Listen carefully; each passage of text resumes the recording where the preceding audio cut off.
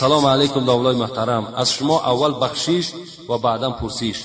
من 5 سال شد که نشأه میکشم، لیکن 5 وقته نماز را میخوانم. آیا روا هست یا نه؟ با همین را میفهماندی. البته مثال وقتی که انسانی که نماز میخواند باز نشأه میکشد، نماز میخواند عرق مینوشد، نماز میخواند زنا میکند، این معنای چی را دارد؟ این معنای مسخره کردن با دین خداست. مسخره کردن است. از این خاطر اینها در نزد خدا این نماز و این عبادتش هیچ قدر قیمت ندارد. اینا در نزد خدا قبول هم نمی شود. نماز کسری صدق و صفا نیست اگر در کعبه بگذاری روا نیست. همین نمازی که اگر ای صدق نباشد، نمازی که از پاکیزگی و از تحت دل نباشد، اگر شاعر میگه در کعبه که بخوانش خدا قبولش نمیکنه. бе пул ҳиҷомат дар шаҳри Москва ширкати шифофармо ба шумо пешниҳод мекунанд ҳамчунин дороҳои гиёҳӣ барои простатит, қавӣ намудани мардонагӣ, дароз намудани муҳлати ҳамхобагӣ, барои қадро баланд кардан, барои мӯи сар ва риш баровардан, барои фарбе ё хароб шудан, барои меъда, гурда, писариазм ва витилигоро низ пешниҳод менамоянд. боварӣ надоред? худи ҳозир ба номерҳои дар рӯи экран буда занг занед. шифофармо дар хизмати шумо. بسم الله الرحمن الرحیم. اولا همه شما برادرای عزیز، پدرای مهربان و این روز بندگی خدا شما را تبریک و تهنیت میگویم و همه شما خوش آمدید. یک جایه با شما اولا یک دعای میکنیم و بعداً با صحبت مان البته آغاز میکنیم. بسم الله الرحمن الرحیم. اللهم صل و سلم و بارک علیه. اللهم انا نسألك حبك و حب من يحبك و حب كل عمل يقربون الى حبك. پروردگارا، ما از تو و تمام این بندگانی که در خانه تو نشستند محبت تو را طلب داریم و خدایا محبت آن بندگانی که محبت تو را در دل دارند و محبت تمام آن اعمالی که سبب نزدیک شدن درگاه تو میگردد خدایا از تو طلب داریم. اللهم اجعل حبك احب الینا من نفسنا و اهلنا و اولادنا. خدایا محبت خودت را به سوی ما محبوب تر بگردان از جان هامون دیده، از مال هامون دیده، از اهل اولادمون دیده. خدای مهربان، این بندگانی که امروز برای عبادت تو حاضر شدند، مرادها دارند، مطلوبها دارند، خدایا برآورده بگردانی. گذشتگان این جمعیت ما را خدایا رحمت و مغفرت بگردانی. اهل این جمعیت خدایا عمر دراز و تن صحت، بیماری هاشون خدایا شفای کامل، شفای عاجل. مسافرهای این جمعیت خدایا سفرهای بابرار و بی خطر نصیب بگردانی. اللهم اعن على ذکرک و شکرک و حسن عبادتک برحمتک یا ارحم الراحمین.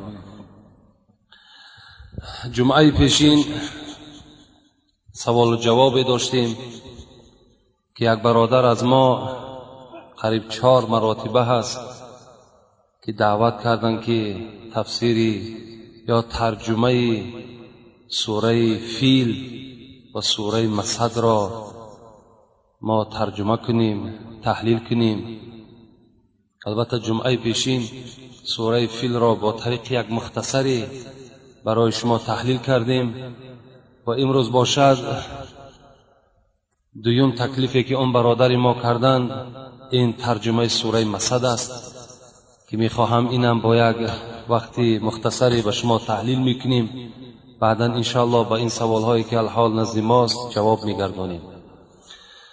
اعوذ بالله من الشیطان الرجیم بسم الله الرحمن الرحیم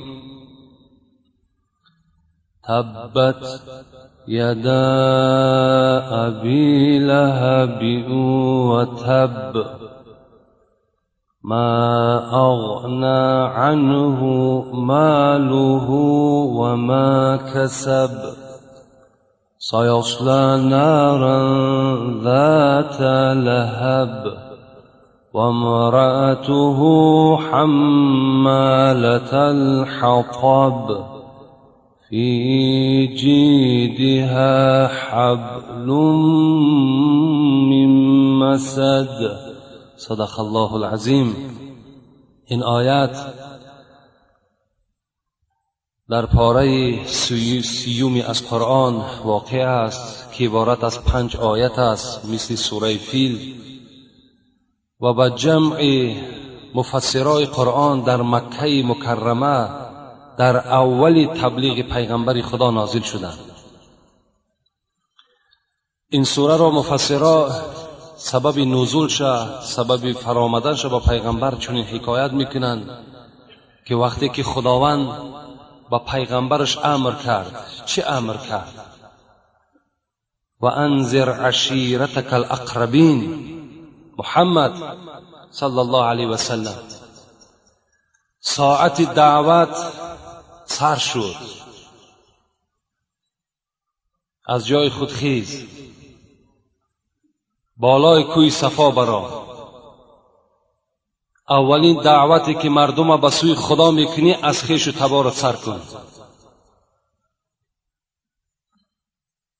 به خویش تبار فرمان بده که بس بت پرستی، بس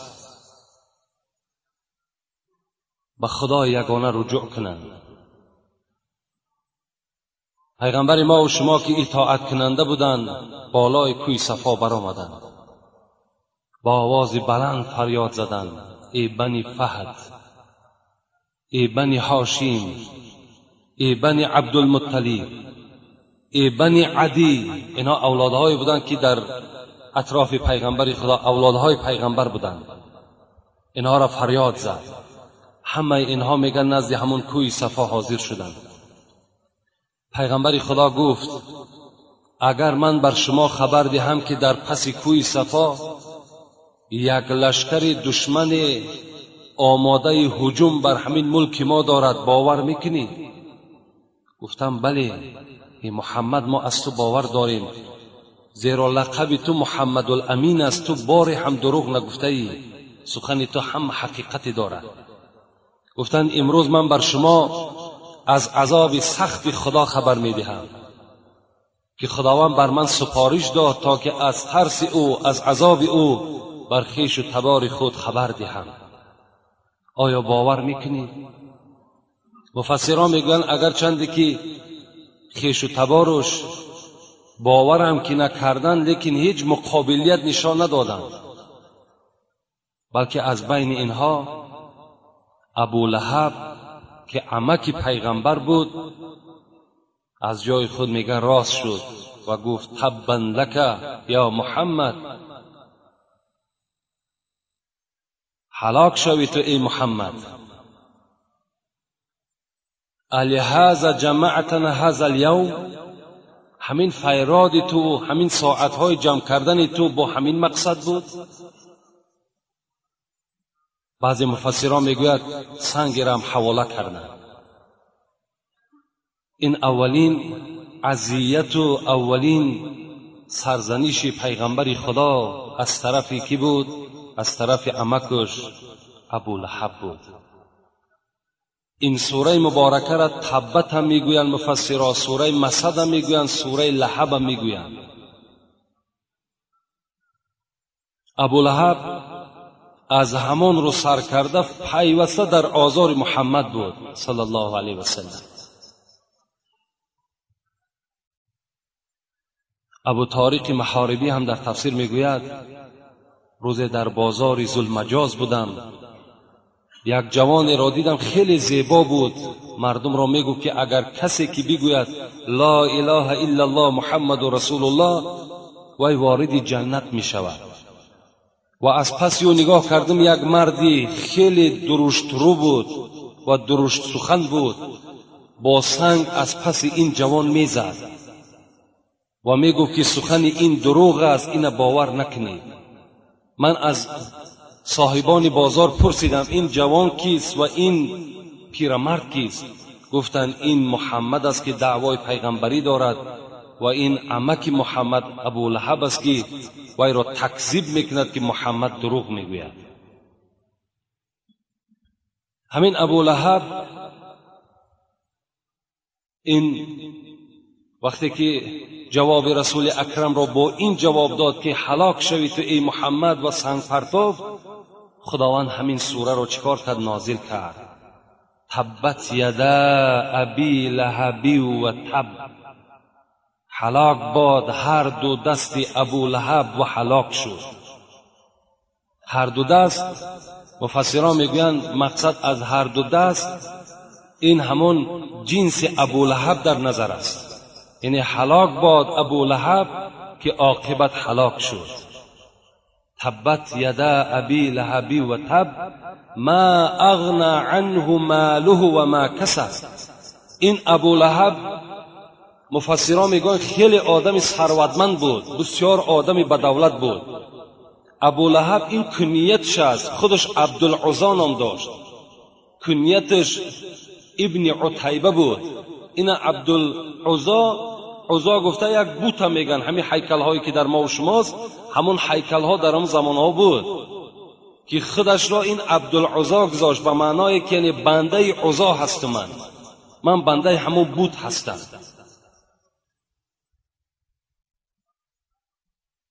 ابو لهب از خاطر آن میگفتند که میگه چهرش بسیار سرخ بود، چشمهاش سرخ بود. در عربه ها هم آتش شعله‌ور لهب میگویند، یعنی چهره سرخ که داشت، با این معنا کنیت ابو لهب گذاشتند. تبت یدا ابی لهب و تب ما اغنى عنه ماله و ما کسب. مفسران میگویند بسیار با دولت که بود تکیه کرد که همین دولت و همین سهولت من مرا نجات میدهد، هر مشکلاتی که به سر من بیاید با این پول میتوانم که من از مشکلات چکار کنم؟ خارج شوم. لیکن خدا میگوید که این مال و ثروت ابو لهب به ابو لهب هیچ فایده نه آورد. البته این به یک ابو لهب تنها نه، بلکه به تمام آن ثروتمندهایی که مغرور میشوند، پول دارند، مال دارند، اونا هم اگر مغروری را پیشه خود کنند، خداشناسی را یک طرف بگذارند، فکر کنند که همین پول مرا در دنیا و در آخرت سربلند میکند، نه، این خطا است. ما اغنى عنه ماله و ما کسب سیصلی نارا ذات لهب. خدا میگه زود است که این ابو لهب در آتش شعله‌ور داخل میشود. سیصلی نارا ذات لهب و امرأته حمالة الحطب فی جیدها حبل من مسد. خداوند میگوید که زن این ابو لهب ام جمیل بود، این دختر حرب و خواهر ابو سفیان بود. این میگه کارش چی بود؟ کارش فقط هیزم چینی بود. هیزم که به منزله که خار میچین و شبها می آورد و از نزد دروازه محمد تا مسجد اون خارها را میپرداخت تا که پیغمبر خدا بالای این خارها حرکت کند و مسجد بیاید آزار بکشد. کار ام جمیل زن ابو لهب این بود، یعنی زن و شوهر هر دو شب و روز در پی آزار رسول اکرم بود. فی جیدها حبل من مسد. و همین زن ابو لهب خداوند میگه در گردنش یک گردنبند داشت از لیف خرما.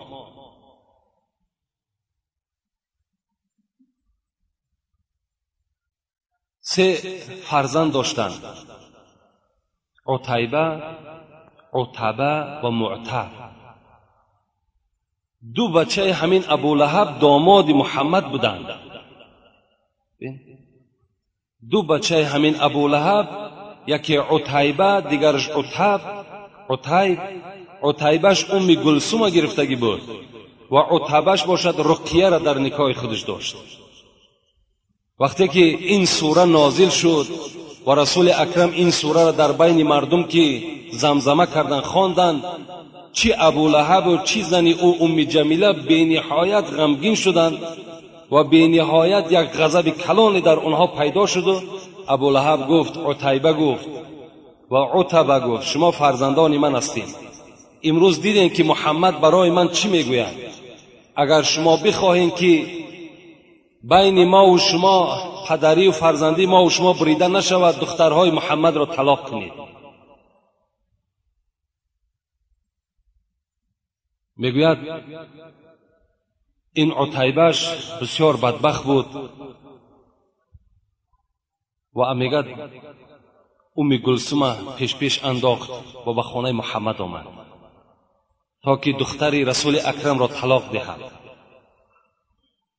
آمد میگد نزد رسول اکرم و آیت اذا نجم و هوا را انکار کرد و گفت این سوره هایی که به تو می آید همه اینا باطل هستند، همه این سحر هستند، همه این جادو هستند و این دختری که داری گلثوم این ما از همین روز اعتبارا طلاقش کردم.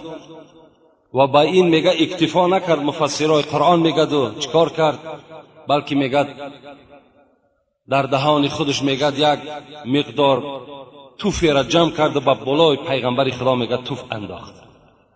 مفسرای قرآن میگوید که این توف غلیظ این بدبخت میگه به چهره پیغمبر نرسید، لکن این اعمال زیشت، این عمل زیشت میگه از این عتیبه صادر شد.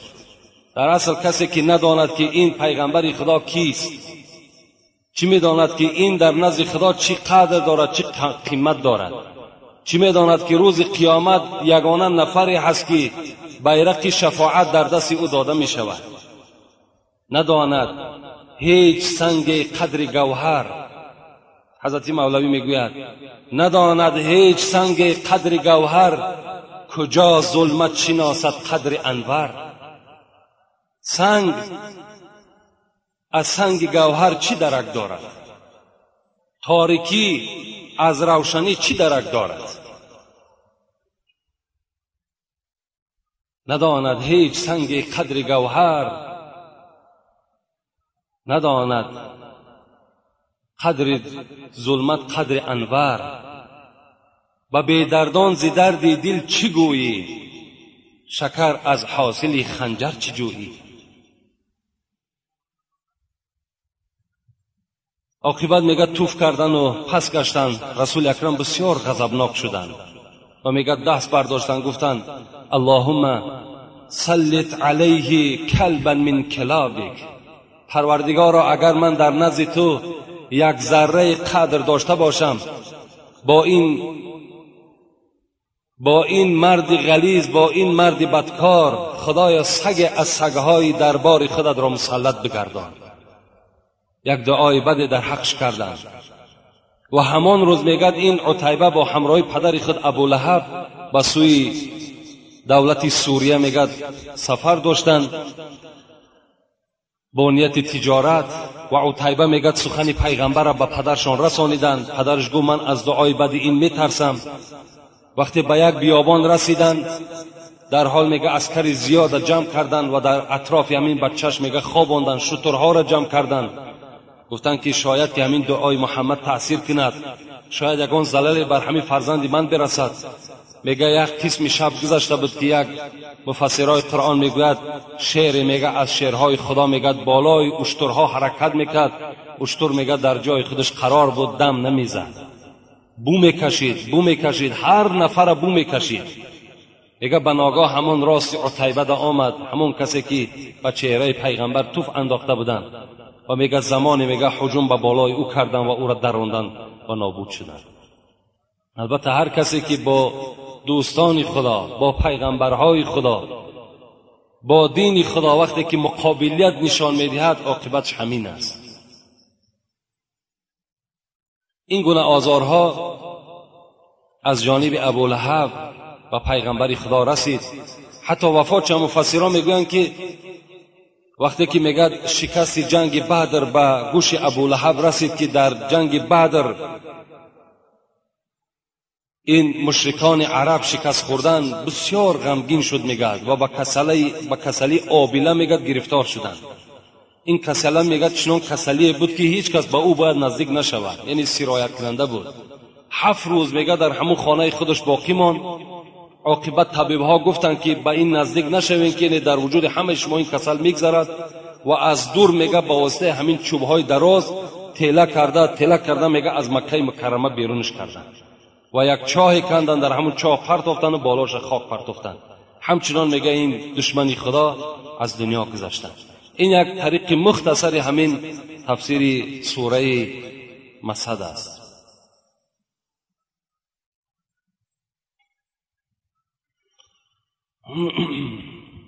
السلام علیکم داملای خوب و مهربان. داملای عزیز، از شما و از همه داملاها بخشش میخواهم و سوالی دارم و التماس این را خوانید، زیرا جوابش برای چندین نفر لازم است و مورد بحث قرار دارد. آیا برای داملا داشتن تلفن دستی و ماشین خارجی درست است؟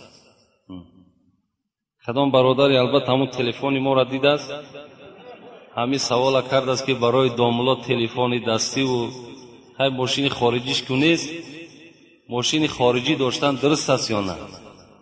پیغمبر خدا میگوید قال رسول الله صلی الله علیه و سلم احسنوا لباسکم و اصلحوا رحالکم. پیغمبر خدا میگوید اگر در شما شرایط نو کردن لباس باشد، لباس هاتون نو کنید. اگر در شما شرایط نو کردن چیزهای سواره باشد، چیزهای سوارتون رنگ و برنگ کنید. این حدیث پیغمبر خداست. از این خاطر معنای او را ندارد که وقتی که آدم ملا شد باید که از تمام این تلفن و ماشین و لباس زیبا محروم باشد. نه، بلکه این خاص برای همه ما و شماست که کدام ما و شما اگر ذره شرایط لباسی نو کردن داریم یا مثال خریدن یگان سواره داشته باشیم، باید که سواره نو هم خریم، لباسی نو هم بپوشیم. اینا یگان جای عیب و جای گناهش نیست. برای همین این عقیده ای که باید که مثال داملا از اینها محروم باشد، اینا عقیده های غلط هستند. اگر مثال برای داملا که جایز نباشد، برای شما هم جایز نیست.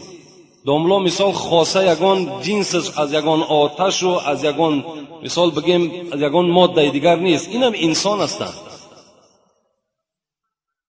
برای همین آن چیزهایی که در دورهای پیغمبر بودن اونها را در این زمانه ما و شما استفاده کردن ندارد، شرایطش نیست، معنی ندارد. در دورهای پیغمبر خدا میگوید یعنی چنان شخصانی بودن که همین پوستک هایی که ما و شما در زیر پا میپرتویم همین ها لباسشان بود. یعنی کدام شما همون پوشیده میتوانید؟ نمیتوانید. در دوره حتی پیغمبر خدا اسب داشتن. همون روز بهترین چیزی سواره اسب بود. پیغمبر خدا اسب داشتن، اسب سوار میشیدن. اگر ما فکر میکنیم که همین ماشین های بهترینی که الحال هست همینا در زمانهای پیغمبر میشد، هر آینه پیغمبر در همینا سوار میشد. این گناهی نیست. پیغمبر خدا وقتی که اگر در یک ماشین بهترین بنشیند، این جای گناهش نیست. آخه یا ما و شما بهترین لباس بپوشیم، فقط بهترین لباس پوشیدن و تلفن داشتن و ماشین داشتن سبب تکبری و مغروری ما و شما نشود.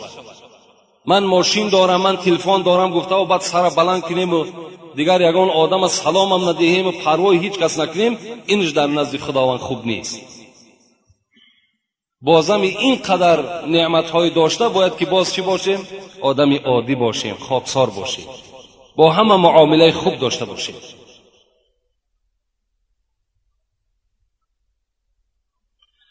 السلام علیکم. داملای شیرین سخن.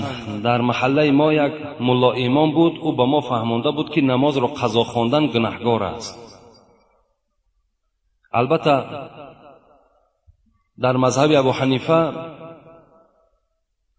خواندن نماز قضا این واجب است. در ما و شما اگر نمازهای قضا باشد، یعنی نمازهای قضا داریم، ما به هیچ ملا کار نداریم. کدام ملا قضا را این کار میکند، فرش این کار میکند،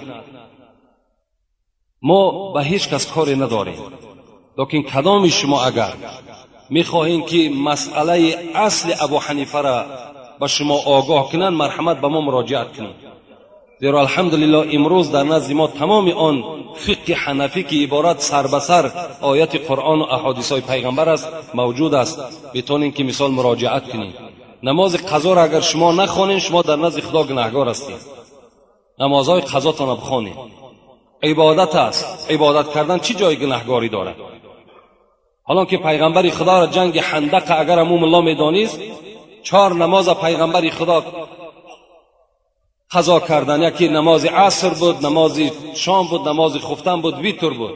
لیکن چیکار کردن؟ این حدیث پیغمبر خداست که راویش ابن مسعود است. کان نصف اللیل، ابن مسعود میگوید نیم شب شد. فقام رسول الله صلی الله علیه و سلم، پیغمبر از جای خود خیستند. فبدأ بالظهر فصلاها ثم العصر ثم المغرب ثم العشاء.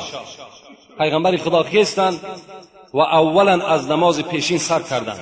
نماز پیشین خواندند، نماز عصر خواندند، نماز خفتن شام خفتن خواندند، بعدا نماز ویتر خواندند.